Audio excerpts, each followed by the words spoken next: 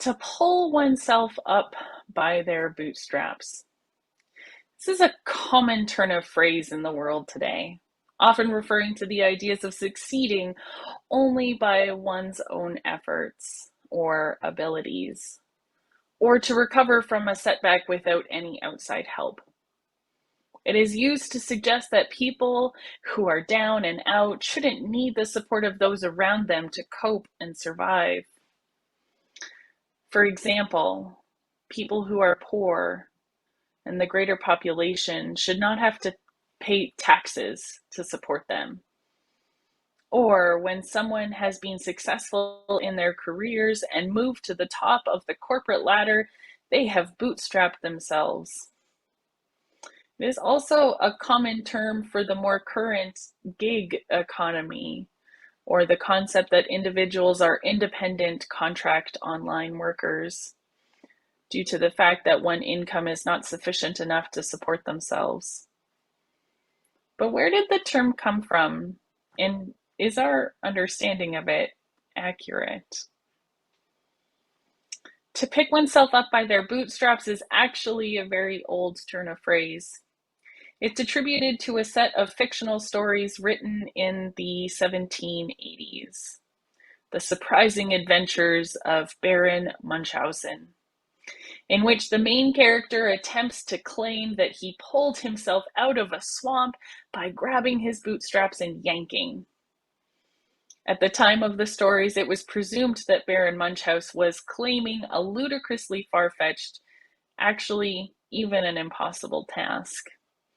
Interestingly, the name Munchausen is also where the term Munchausen syndrome comes from, more appropriate named fictitious disorder, in which a patient feigns illness, either due to emotional or mental illness.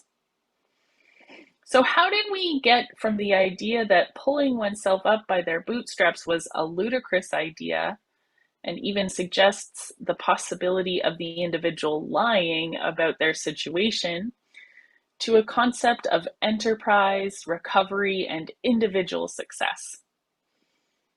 Somewhere along the way, we shifted from a sense of collaboration and connection, evident by the ridiculousness of going it alone and pulling oneself out of a swamp by bootstraps, to a community of individualism, self-sufficiency, and, dare I say, isolation. I was ordained to Unitarian Universalist ministry 2.5 years ago. And at the beginning of the service of my ordination, we had a land acknowledgement from 2 Indigenous women that I had worked with from 2013 to 16 before I came to Toronto. Kate offered a welcoming to the land where we were. Kate told those who had gathered in Calgary about the people who had lived there before the settlers came, talking about the Piikani, Kainai, Siksika, and the Dene peoples. One thing that she said that was so profound to me was this: you need lots and lots of people to help survive in this traditional territory. There is not a lot of wood, and you have to travel far to get resources. This was something that I knew, and yet it was a new way of knowing for me. A recognition that Indigenous peoples in other territories might live in small family groupings, but in the prairies, large groups of people stayed together to help one another survive. The ability to hunt buffalo and to collect enough wood to keep people warm during the cold prairie winters required a lot of people. Similar to this, I also remember a story that my grandfather told me about growing up in southern Manitoba in the 1940s and 50s. He was a farm boy. My great-grandfather farmed grain, and my great-grandmother kept a vegetable garden. Or, I suppose, nowadays, what would be considered a small farm. seeing as how their vegetable garden had enough vegetables to feed a family of 8 kids and 2 parents, all of the vegetables that they would eat throughout the winter. And they also kept some animals, chickens mostly for their eggs, and cows both for milk and meat. My grandpa told me that they belonged to a cattle share with the neighboring farms, meaning that each month one of the farms would donate a cow to be killed and butchered so that all 6 families would be able to eat for 2 months. And then the next family would do the same. In this way, each family would only have to share one animal, but they would be fed all year round. There was recognition, not only in my grandfather's time and then the time before Europeans made it to Turtle Island, what is now called North America, that supporting one another was the only way we were able to survive, let alone be resilient. But to actually survive the cruelties of this land and the necessities of being human. Somewhere along the way, we were separated from this idea of communities offering more substantial support to its members. One of the easiest ways for me to describe my idea of the divine, my idea of the sacred, or even God, is by talking about an experience I had in seminary. I was in a class called Unleashing Your Multicultural Ministry, and the first day we were asked to help decorate the altar that would be at the front of the room for the rest of our week together. My professor, Dr. Mark Hicks, who is a religious educator at heart and who loves to incorporate different ways of learning into his curriculum, gave us the task of taking home pipe cleaners. And with those pipe cleaners, we had to create an image that for us would reflect God, spirit of life, the more, ultimate reality. Choose whatever name suits you the best. Now, I'm not a theist. I don't think I ever have been. I grew up a Unitarian in a fellowship church, listening to stories of Jesus and God like it was a fairy tale. For me, the stories from the Bible held the same symbolism of love and morals that Winnie the Pooh stories held. And it wasn't until I was a preteen that I had actually discovered that Jesus was a man who really existed and really lived through some of those struggles. Before this, he was just a character in my Sunday school classes. But having spent 3 years in seminary, working through my theological reflections, allowed me to claim my belief in God. Not a Christian sense of God, but using the word God to mean more than just a deity, to mean more than a proper noun. Now, I know that Wikipedia is not considered the most reliable source for information. However, it states, the concept of God, as described by theologians, commonly includes the attributes of omniscience, omnipotence, omnipresent, divine simplicity, and as having an external and necessary existence. In that same wiki article, God is also being described as incorporeal, the source of all moral obligation, and the greatest conceivable being in existence. And while the Christian God can be described using these words, the Christian God is not the only thing that fits this definition. I believe that God is relationship, the being that I recognize as all-knowing, ever-present, and all-powerful, the concept that holds my moral obligation, and the thing that is the greatest conceivable being in existence is our relationships.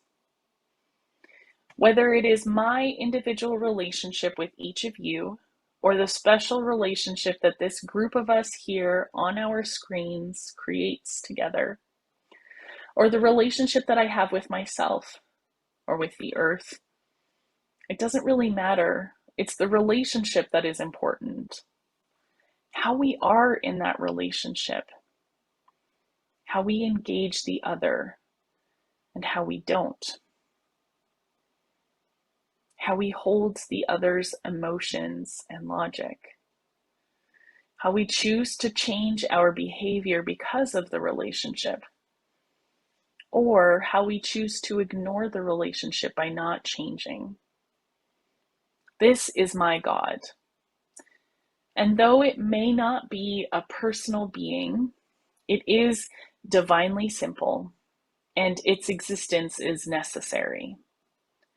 It holds my moral obligation, and I believe that it is the greatest conceivable thing in existence. And much like the Christian God, I believe that relationships can be misunderstood, misrepresented, and abused. So in order to create an image with pipe cleaners for my assignment in that class, I created two people holding hands together in hopes of showing the space between them, the relationship that I see as God, the connection that holds one to another, knitting us together in the fabric of this world. This, for me, is the divine that needs to be witnessed and worshipped. This idea is expressed and actually perhaps more wholesomely described by the philosopher and theologian Dr. Henry Nelson Wyman. In his book, Man's Ultimate Commitment, Henry Nelson Wyman suggests that we have a need in our lives to achieve infinite potentialities present in us at birth. He stresses the importance of our commitment to a lifelong process that enables us to live our lives to the fullest. In order to obtain the greatest human good, one has to commit to living life creative interchange from within. This special human interchange that Henry Nelson Wyman coined creative interchange is our ability to learn what others have learned, to appreciate what others appreciate, to feel what others feel, imagine what others imagine, and to creatively interchange all this within what we have already acquired and form this into our true individuality. Described a different way, creative interchange is experience. The kind of experience that transforms us in ways in which we cannot transform ourselves. As we meet in shared experience, we become more fully human in ways in which we can never predict or bring about by striving to do so. If we attempt to extrapolate this idea of creative interchange, a practice of becoming more fully human in ways that we could not have done so by ourselves alone, and combined it with the notion of cooperation, collaboration, and connection to the people surrounding us, then it would seem that we need one another more than ever for our resiliency. Our need to rely on one another is not only tied up with our survival on the harsh prairie lands hundreds of years ago before modern technologies and infrastructure was developed, nor is it tied up in the farming life of the first half of the 20th century, but also wrapped up in our spiritual resiliency. An integration of our experiences with others is the only way in which we are going to become more fully human. For me, a faith community, a Unitarian Universalist church, encompasses many of the needs for human life. It gives us the space to question, struggle, and perhaps come to an understanding of theological questions. Or perhaps we could call them the big questions in life. A faith community should allow us space to care for and to be cared for, not only in our moments of sorrow, pain, struggle, and strife, but also in the moments of joy, celebration, achievements, and peace. Being part of a community that cares means that you are witnessed as you go through the roller coaster of life. It also means that there is a community of people who can discern with us about what our commitments are, discovering what ethical, spiritual, financial, and relational commitments are appropriate for us. And we are able to discover what issues in the world are worthy of our energy. Working for justice, perhaps fighting for justice, realizing injustice in learning about others' opinions of justice is all made easier when a community struggles with the big questions, have cared for one another, and discovered what their commitments are.